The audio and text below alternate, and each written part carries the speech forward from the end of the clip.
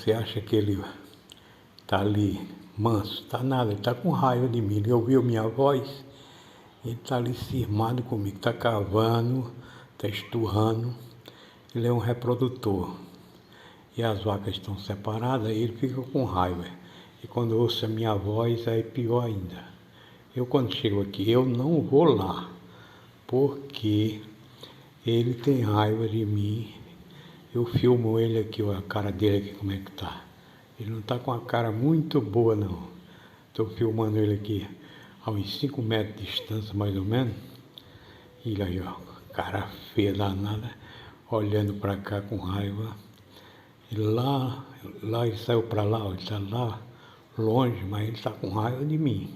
E continua olhando para cá, querendo dizer, vem, entra para cá para nós lutar.